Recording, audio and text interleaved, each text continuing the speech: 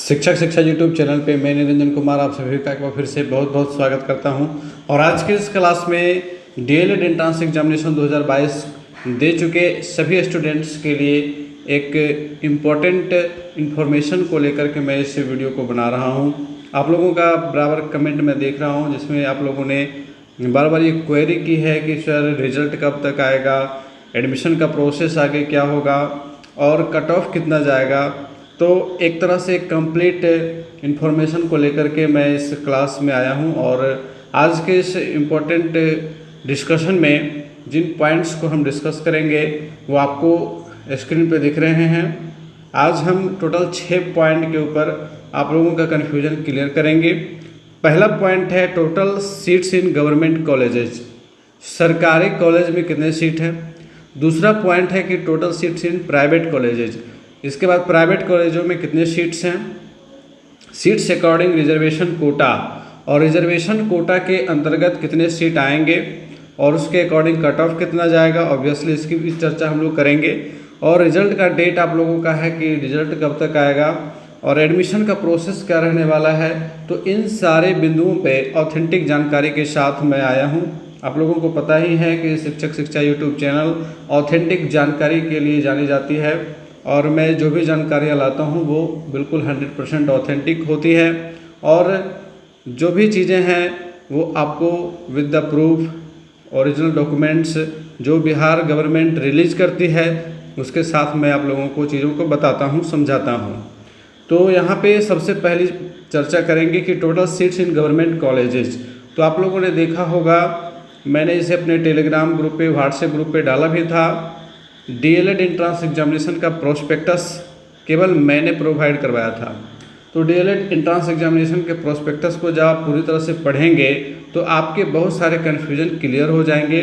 और यदि आप लोग रिक्वेस्ट करते हैं तो एक बार फिर से मैं इस प्रोस्पेक्टस को अपने व्हाट्सएप ग्रुप्स में, टेलीग्राम चैनल पे डाल दूंगा। वहाँ से आप इसको डाउनलोड करके देख सकते हैं, समझ सकते हैं चीज़ों को, किस प्रकार से ये सारी चीज़ें रहने वाली हैं। वैसे आज के इस वीडियो को यदि आप पूरा देखते हैं तो ये सारे कन्फ्यूजन आपके बिल्कुल क्लियर हो जाएंगे। और प्रोस्पेक्टस में जो चीज़ें बताई गई हैं उसको मैंने छांट करके, उससे निकाल करके वो इम्पोर्टेंट चीज़ों को मैंने डेटा के साथ लाया है। तो यहाँ पे सबसे पहले सीट्स की चर्चा कर लेते हैं। तो आपको अब स्क्रीन पे दिख रहा है डीएलएड संयुक्त प्रवेश परीक्षा, डीएलएड ज्वाइंट एंट्रेंस टेस्ट संशोधित प्रवेश विवरणिका। ये ओरिजिनल प्रोस्पेक्टस है जो 2020-22 से ही लागू किया गया था, और अनफॉर्चुनेटली 2020-22 में एंट्रेंस टेस्ट नहीं हो पाया था। तो इस सत्र से 2022-24 से इसे लागू किया गया। बिहार विद्यालय परीक्षा समिति पटना का ये ओरिजिनल डॉक्यूमेंट है, डीएलएड संयुक्त प्रवेश परीक्षा। और इसमें आप लोग देखेंगे कि आपके सभी बिंदुओं पे इसमें बताया गया है। प्रारंभिक शिक्षा का डिप्लोमा डीएलएड क्या है, इसकी अवधि क्या है, इसके लिए एजुकेशनल क्वालिफिकेशन क्या है, इसके लिए एज लिमिट क्या है, इसकी एडमिशन प्रोसेस कैसी होगी, प्रवेश प्रक्रिया क्या होगी, और आरक्षण जो काफ़ी इम्पोर्टेंट टॉपिक आप लोगों के लिए है कि किस प्रकार से सर रिजर्वेशन के अंतर्गत कितनी सीटें किस कैटेगरी को आएंगी। तो वो यहाँ पे दिया गया है। और इसमें दो चीज़ें हैं, एक तो है ऊर्ध्वाधर आरक्षण और एक है क्षैतिज आरक्षण। ये दोनों चीज़ें क्या होती हैं आज के इस क्लास में आप बिल्कुल अच्छे से समझ जाएंगे। तो बने रहेंगे, पूरे क्लास को अच्छे से वॉच करेंगे। इसके बाद प्रवेश परीक्षा है। तो प्रवेश परीक्षा से संबंधित सभी जानकारियों को मैंने सिलेबस वाले क्लास में आप लोगों को बताया ही था, डिस्कस किया था। और इस बात का मुझे बेहद अफसोस रहा कि मैं आप लोगों का पूरा क्लास नहीं ले पाया, जिस वजह से एक बेहतर तैयारी नहीं हो पाई। लेकिन फिर भी आप लोगों ने अपनी ओर से जो मेहनत की है, अब आगे क्या होना है, आगे के प्रोसेस क्या रहेंगे, इसके ऊपर हम लोग चर्चा करेंगे। संस्थान आवंटन किस प्रकार से किया जाएगा, अर्थात जब आपका रिजल्ट हो जाएगा, रिजल्ट के बाद क्या प्रोसेस होगा, किस प्रकार से आपका एडमिशन होगा, वो सारा कुछ इस प्रोस्पेक्टस में दिया हुआ है। इसके बाद आप देखेंगे कि डीएलएड कोर्स हेतु राज्य के एनसीटीई द्वारा मान्यता प्राप्त एवं बिहार विद्यालय परीक्षा समिति पटना द्वारा संबद्धता प्रदत्त सरकारी एवं गैर सरकारी प्रशिक्षण संस्थानों की सूची भी संलग्न है। तो आइए अब बढ़ेंगे, हम लोग सूची को देख लेते हैं कि किस प्रकार से उस सूची में सरकारी एवं गैर सरकारी को मिलाकर के कुल कितने कॉलेजेज हैं। और फिर मैं उससे छांट करके मैंने तैयार किया है कि कितने सरकारी कॉलेज हैं और उसमें कुल कितने सीट बनते हैं। तो वो सारी जानकारी आपको मिलती चलेगी। पूरे वीडियो को अच्छे से वॉच कीजिएगा। तो अब आप यहाँ पे देख पा रहे हैं बिहार विद्यालय परीक्षा समिति पटना NCTE द्वारा मान्यता प्राप्त एवं बिहार विद्यालय परीक्षा समिति द्वारा सत्र 2022-24 के लिए संबद्धता प्रदत्त सरकारी एवं निजी DLED संस्थानों की सूची। और इस सूची में जितने भी कॉलेज हैं वही ऑथेंटिक हैं, इनके अलावा आपको कहीं भी एडमिशन नहीं करवाना है। और यदि आप करवाते हैं तो उसके जिम्मेदार आप स्वयं होंगे, इस चीज़ की भी आप जानकारी बिल्कुल रख लें। तो इसमें जो भी कॉलेज दिए गए हैं वो दोनों मिले हुए मिक्सअप हैं, सरकारी और गैर सरकारी, यानी कि गवर्नमेंट और प्राइवेट दोनों कॉलेज मिले हुए हैं। इससे मैंने छांट करके लिस्ट तैयार कर लिया है सरकारी कॉलेजों का, उसे भी मैं आप लोगों को शो करूंगा, तो बने रहेंगे। और यहाँ पे देख लेते हैं पूरा लास्ट में जा कर के टोटल कितने कॉलेज हैं और टोटल कितने सीट्स हैं। और यहाँ पे आ जाइए लास्ट पेज पे, यहाँ देखिए टोटल 306 कॉलेज हैं दोनों मिला करके, ठीक है, सरकारी और प्राइवेट मिला करके 306 कॉलेज हैं। और इन कॉलेजों में टोटल सीट कितने हैं? 30,700 हैं। अब इनमें से सरकारी कॉलेजों में कितने सीट हैं और कुल सरकारी कॉलेज कितने हैं, इसका डाटा मैंने बिल्कुल छांट लिया है इससे। चलिए अब उसकी ओर बढ़ते हैं, उसको समझ लेते हैं। तो अब आपको स्क्रीन पे दिख रहा है बिहार DLED नामांकन हेतु सरकारी कॉलेजों की सूची 2022, और इस सूची को मैंने उस ओरिजिनल सूची से छांट करके तैयार किया है ताकि आप लोगों का सारा कन्फ्यूजन क्लियर हो जाए और इस लिस्ट में आप बिल्कुल सरकारी कॉलेजों को आराम से देख सकें। तो मैं धीरे धीरे स्क्रॉल करते जाऊंगा और आप अपने जिस भी ज़िले में हैं वहाँ पे आप जिस डाइट में आप एडमिशन लेना चाहते हैं उसकी सूची आप देख सकें कि सरकारी कॉलेज कहाँ पे हैं, कितने हैं और कितने सीट हैं, और साथ ही कॉलेज का कोड क्या है। ये जितनी भी इम्पोर्टेंट जानकारी है वो इस सूची में आपको मिल जाएगी। तो यहाँ पे देखिए पूर्णिया जिला है, अररिया, किशनगंज, कटिहार में 2 सरकारी कॉलेज हैं, एक तो डाइट टीकापट्टी है और दूसरा महिला PTEC मूसापुर कटिहार है। एक स्टूडेंट का ये भी कमेंट था कि सर डाइट और PTEC में क्या डिफरेंसेस हैं, क्या अंतर है। तो देखिए PTEC जो है वो प्राथमिक शिक्षा महाविद्यालय के नाम से जाना जाता है, और ये जो PTEC है इसकी स्थापना आज़ादी से पहले ही हुई थी, अंग्रेज़ों के शासनकाल में हुई थी, शिक्षकों के तैयार करने के लिए, शिक्षकों को प्रशिक्षण देने के लिए, ठीक है।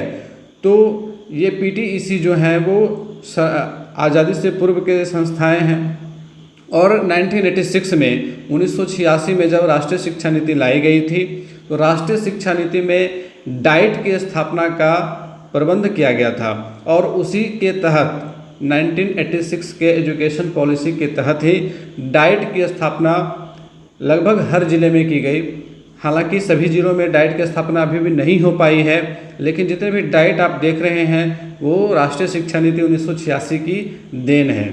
तो इस चीज़ को आप समझ लें, यही दोनों बेसिक डिफरेंसेस हैं और ज़्यादा कुछ डिफरेंस नहीं है। दोनों के सर्टिफिकेट का वैल्यू बिल्कुल सेम है, कहीं से कोई डिफरेंस नहीं है।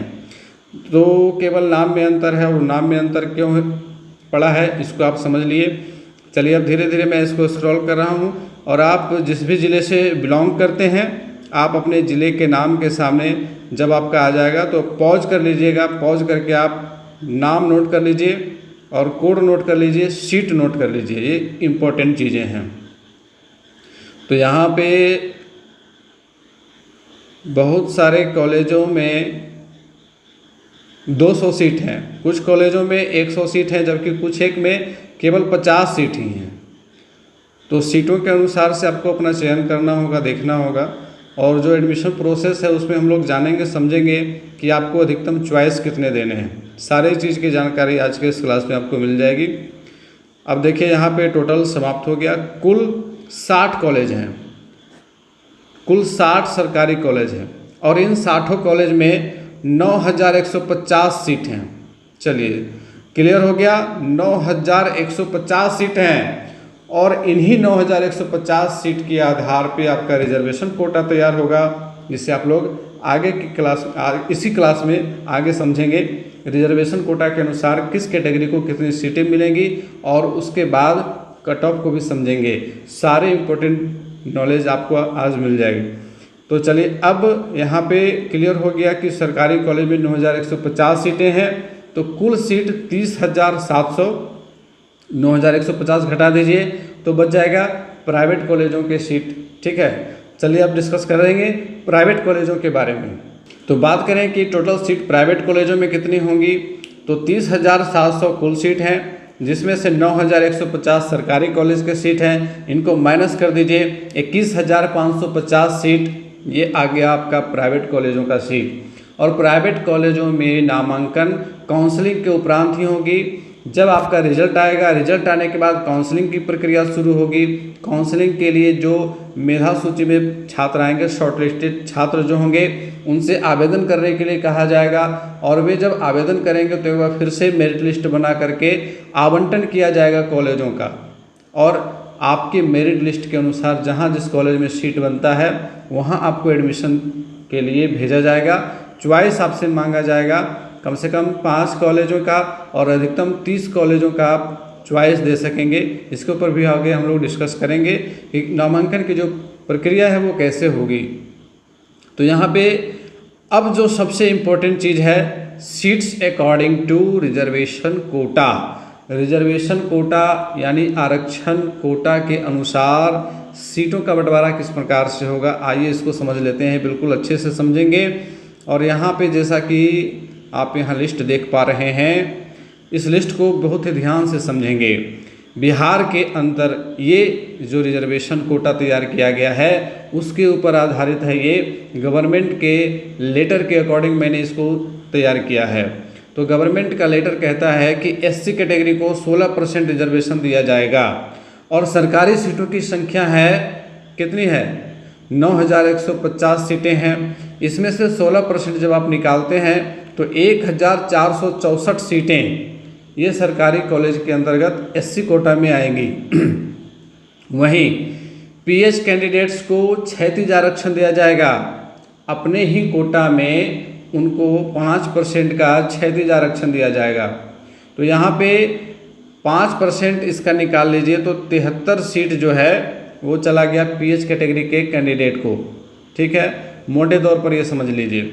एसटी कैटेगरी को केवल 1% का कोटा उपलब्ध है, जिसके अंतर्गत 91 से 92 सीट को मिलेगा। और जिसमें से 4 से 5 रिजर्वेशन कैटेगरी पीएच के लिए, पीएच कैंडिडेट्स के लिए जाएगा, दिव्यांगजन के लिए जाएगा।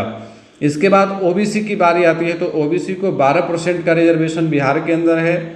और ओबीसी का मतलब बीसी, ठीक है, BC 2, BC 1 EBC में चला जाता है, BC 2 OBC में चला जाता है। तो BC कैटेगरी को, पिछड़े वर्ग को 12% आरक्षण दिया जाता है। तो 12% के अकॉर्डिंग जब सीटों को निकालते हैं 1,098 सीटें आती हैं। और इसमें से 54 से 55 सीटें जो हैं वो पीएच कैटेगरी के कैंडिडेट्स के लिए रिजर्व रहेंगी। इसके बाद देखिए EBC में 18% सीटें रिजर्व हैं, एक्सट्रीमली बैकवर्ड क्लास, अत्यंत पिछड़ा वर्ग के लिए। और 18% को जब आप कैलकुलेट करते हैं तो यहाँ पे आता है 1,647। और इस 1,647 में से 82 सीटें जो है वो पीएच कैटेगरी के कैंडिडेट्स के लिए रिजर्व रहेंगी। उसके बाद WBC की बारी आती है। WBC का मतलब है वीमेन ऑफ बैकवर्ड क्लासेस, यानी कि पिछड़े वर्ग की महिलाएं। ठीक है, वीमेन ऑफ बैकवर्ड क्लासेस। तो इनको 3% का आरक्षण दिया जाता है अलग से। और इस 3% के अंतर्गत 274 सीटें बनती हैं जो पिछड़े वर्ग की महिलाओं के लिए आरक्षित रहेंगी। इनमें से पीएच कैटेगरी के कैंडिडेट्स के लिए 13 से 14 सीटें रहेंगी। EWS की बात करें, इकोनॉमिकली वीकर सेक्शंस, है ना, जो भी सामान्य वर्ग के ऐसे कैंडिडेट जो आर्थिक रूप से कमज़ोर वर्ग में आते हैं उनके लिए 10% का कोटा है। और इस 10% में उनको 915 सीटें मिलेंगी। वहीं बात करें कि रिजर्वेशन ऑफ पीएच कैंडिडेट के लिए तो इस कैटेगरी में 45 से 46 कैंडिडेट रिजर्व रहेंगे पीएच कैटेगरी के लिए। अब बात करें यूआर, तो यूआर कोई कोटा नहीं है बल्कि अनारक्षित सीटें हैं। ठीक है, यूआर को कोई कोटा नहीं समझा जाए। ऐसा नहीं है कि सामान्य जाति के लिए ये 40% आरक्षित है, ऐसी बात नहीं है। यूआर का मतलब होता है अनरिजर्व्ड, अर्थात अनारक्षित। ये खुली सीटें हैं। 40% सीटें जो हैं वो खुली सीटें हैं। ऊपर से जो भी 40% के कैटेगरी के अंतर्गत, यानी कि कुल 3,660 सीटों पर जो टॉप के कैंडिडेट होंगे वे सीधे यूआर कैटेगरी से जाएंगे। बात समझ में आ रही है। चाहे वो किसी भी कैटेगरी से हों, एससी के हों, एसटी के हों, बीसी के हों, ईबीसी के हों, जनरल के हों, किसी भी कैटेगरी के 3660 ऊपर से जो टॉप के कैंडिडेट होंगे, टॉप रैंक होगा, वे सीधे सीधे एडमिशन के लिस्ट में चले जाएंगे। ये हो गया यूआर सीट, अनारक्षित सीट। और यहाँ 40% में से आपका 5% 183 पीएच कैटेगरी के कैंडिडेट्स के लिए रिजर्व रहेगा। तो इस प्रकार से टोटल 9150 सीटों का लेखा जोखा है, ये रिजर्वेशन कोटा है, जिससे आप समझ सकते हैं कि टक्कर कितनी ज़बरदस्त होगी और कट ऑफ कितना हाई जाएगा। देखिए, कट ऑफ की बात करेंगे हम लोग आगे इसी वीडियो में चर्चा करेंगे। तो अब हम लोग बढ़ेंगे अगले पॉइंट की ओर, और अगला पॉइंट हमारा है रिजल्ट डेट। आप लोगों ने बहुत सारा कमेंट किया हुआ है कि रिजल्ट डेट कब तक आएगा। तो देखिए, अभी आपका एग्ज़ाम समाप्त ही हुआ है और आप देख ही रहे हैं कि आने वाले समय में जितने भी महत्वपूर्ण पर्व त्यौहार हैं वे लगातार हैं। दुर्गा पूजा, दीपावली, छठ पूजा। तो उम्मीद है कि नवंबर के फर्स्ट वीक में आपका रिजल्ट प्रकाशित कर दिया जाएगा। नवंबर के फर्स्ट वीक से पहले मुझे नहीं लगता कि रिजल्ट आएगा। अगर आ जाता है तो बहुत अच्छी बात है, क्योंकि उसके बाद आपका एडमिशन का प्रोसेस शुरू होना है और नवंबर के फर्स्ट वीक या 1-2 तारीख में आपका रिजल्ट प्रकाशित कर दिया जाएगा और इसके बाद पूरे नवंबर में एडमिशन का प्रोसेस चलेगा। दिसंबर से क्लासेस स्टार्ट हो जाने की संभावना है। अब एडमिशन प्रोसेस की बात करते हैं कि नामांकन की प्रक्रिया कैसी रहेगी। तो चलिए वह फिर से ओरिजिनल डॉक्यूमेंट को देख करके समझते हैं कि एडमिशन का प्रोसेस कैसे होगा, क्या प्रक्रिया होगी। तो यहाँ पे आप देख पा रहे हैं प्रोस्पेक्टस के पेज नंबर 9 और 10 के ऊपर बताया गया है ऑनलाइन आवेदन की प्रक्रिया। संस्थान आवंटन किस प्रकार से किया जाएगा, इंस्टीट्यूशन अलॉटमेंट के लिए क्या प्रोसेस होगी। तो सबसे पहले इसके लिए ऑनलाइन आवेदन की प्रक्रिया होगी। संपूर्ण राज्य में एनसीटीई द्वारा मान्यता प्राप्त एवं समिति द्वारा संबद्धता प्राप्त प्रदत्त प्राथमिक स्तरीय सरकारी एवं गैर सरकारी प्रशिक्षण संस्थानों में कुल स्वीकृत सीटों के लिए चयनित अभ्यर्थियों द्वारा संस्थान आवंटन के लिए ऑनलाइन आवेदन लिया जाएगा।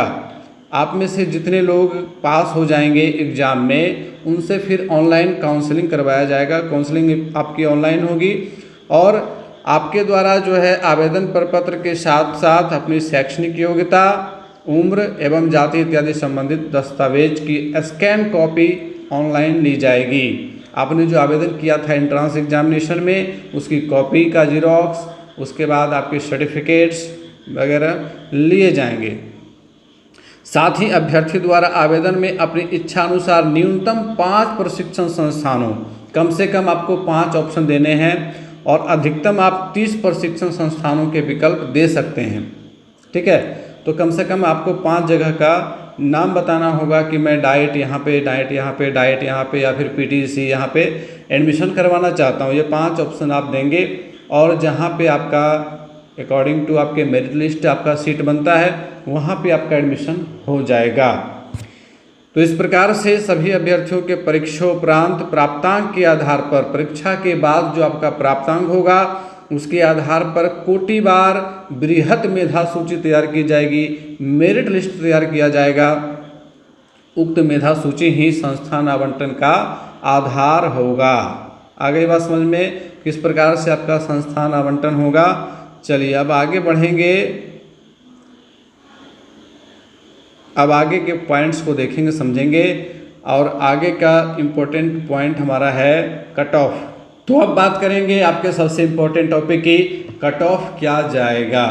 तो कट ऑफ की बात सबसे पहले आप ये समझिए कि कट ऑफ कैसे निर्धारित होता है। तो कट ऑफ निर्धारित करने के लिए 3 फैक्टर जिम्मेदार होते हैं। सबसे पहला फैक्टर है number of seats. Number of seats यानी कि कितने सीट उपलब्ध हैं। तो सीटों की जानकारी आप लोगों को दे दी गई है। कुल सीट 30,700, जिसमें से सरकारी में 9,150 सीटें हैं। तो सीटों की संख्या। दूसरा फैक्टर है number of appearing students. Number of appearing students यानी कि कितने विद्यार्थी परीक्षा में शामिल हुए हैं। तो यहाँ पे बात की जाए कि आपका 14 तारीख से 20 तारीख तक एग्ज़ाम हुआ है, 3 शिफ्ट में एग्ज़ाम हुआ है। स्टूडेंट की संख्या का अनुमान आप लगा सकते हैं कम से कम मुझे जैसा लगता है 8 लाख स्टूडेंट्स ने इसमें पार्टिसिपेट किया है। एग्जैक्ट डेटा कहीं नहीं है, लेकिन अनुमानता, चूँकि पहले दिन का जब एग्ज़ाम हुआ था तो न्यूज़पेपर में आया था कि लगभग 2.25 लाख विद्यार्थियों ने पहले दिन एग्ज़ाम दिया है। अब आप समझ सकते हैं 8 लाख मैं कह रहा हूँ तो वो भी हो सकता है कम हो, 10 लाख ही आंकड़ा पहुँच सकता है।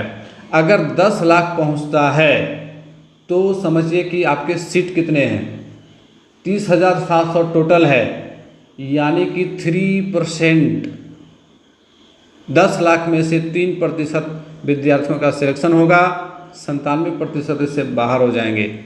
कितना ज़्यादा तगड़ा कंपटीशन है, आप इसका अनुमान लगा सकते हैं।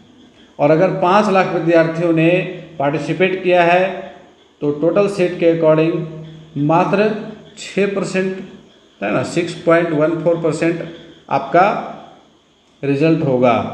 तो बहुत ही ज़्यादा तगड़ा कंपटीशन होना है और इस कंपटीशन में आपका कट ऑफ हाई हो जाएगा। ये चीज़ें हैं। तो 2 फैक्टर मैंने बताया, number of seats, number of students, और तीसरा है एग्जामिनेशन का जो पैटर्न है वो क्या रहा। यानी कि आपका एग्ज़ाम एक दिन एक शिफ्ट का नहीं है, अलग अलग दिनों का अलग अलग शिफ्टों का है। हो सकता है कि किसी शिफ्ट में एग्ज़ाम का जो क्वेश्चन पेपर जो था वो इजी था, किसी में मॉडरेट था और किसी में टफ था। इसका कैसे पता चलता है? इसका पता ऐसे चलता है कि किसी विशेष दिन, किसी विशेष शिफ्ट में जो एग्जामिनेशन में अपीयरिंग स्टूडेंट्स हुए हैं और उसमें से passing, number of passing students देखा जाता है। अगर मान लीजिए कि 14 तारीख को 2 लाख विद्यार्थियों ने फॉर्म फिलअप किया, अपीयरिंग हुए, ठीक है, 2 लाख विद्यार्थी एग्ज़ाम में अपीयर हुए और इनमें से 50,000 विद्यार्थी पास हुए। फिर 15 तारीख को एग्ज़ाम हुआ, इसमें भी 2 लाख विद्यार्थी पार्टिसिपेट किए और इसमें रिजल्ट केवल हुआ 25,000 का। तो इसका मतलब है कि 15 तारीख का एग्ज़ाम बहुत ज़्यादा टफ था। क्या था?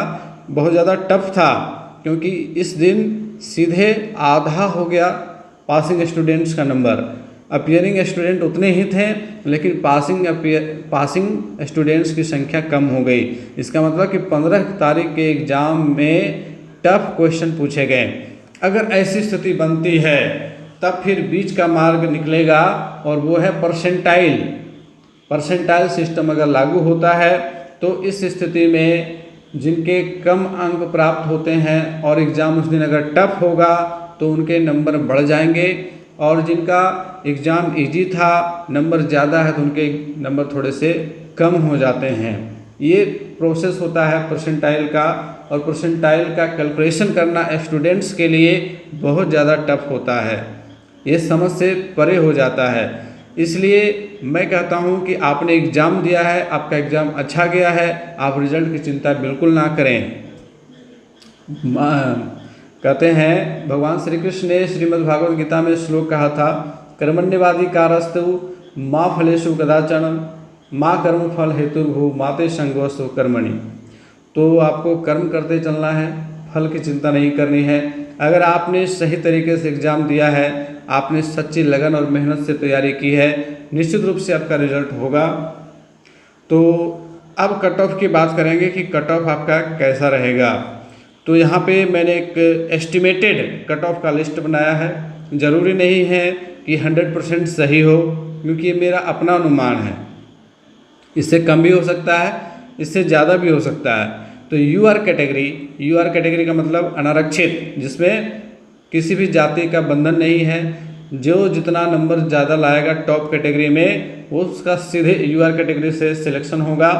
तो उसके लिए कम से कम 80% अंक लाने जरूरी हैं। 80% से एबव इसका कट ऑफ जाएगा। परसेंटाइल अगर हो गया तब तो 90 के ऊपर चला जाएगा। परसेंटाइल सिस्टम अगर हुआ तो 90 के एबव जाएगा। आप इस बात को नोट कर लें। एससी कैटेगरी का 65% से एबव रहेगा, एसटी का 62% से एबव रहेगा, ओबीसी का 78% से एबव रहेगा, EBC का 75% से अबव रहेगा, WBC का 78% या हो सकता है 77% से अबव जाए, EWS का भी 78% से अबव रहने वाला है और PH कैंडिडेट्स के लिए 55% मैंने यहाँ पे एस्टिमेट किया है। तो इस प्रकार से अलग अलग कैटेगरी के कट ऑफ जाने वाले हैं और ये मेरा अपना अनुमान है।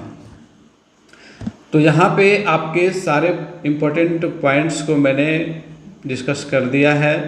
उम्मीद है कि आपके बहुत सारे डाउट्स क्लियर हो गए होंगे और अगर आपके मन में अभी भी कुछ सवाल हैं तो बिल्कुल हमें कमेंट करें, सवाल पूछें और उसके ऊपर आगे भी वीडियो जाएंगे। और हाँ, चैनल को सब्सक्राइब कर लें ताकि आगे जितने भी प्रोसेस होंगे उसका ऑथेंटिक इन्फॉर्मेशन आपको मिलता रहेगा और DLED क्लासेस के लिए एकदम ऑथेंटिक और वो क्या कहते हैं सीटेट की तैयारी को लेकर के मैं क्लासेस लाता हूँ। तो दो पंथ एक काज वाली कहावत हो जाएगी और आप बिल्कुल अच्छे से तैयारी कर पाएंगे। और एक बार आपका एडमिशन हो जाता है उसके बाद आपको टीचर बनाने की गारंटी मेरी है और ये मेरा पर्सनल एक्सपीरियंस है। तो बनाएंगे शिक्षकों की एक बहुत अच्छी दुनिया। बने रहेंगे हमारे साथ, मिलते फिर से एक और इन्फॉर्मेशन वाले वीडियो में। तब तक के लिए गुड बाय, टेक केयर।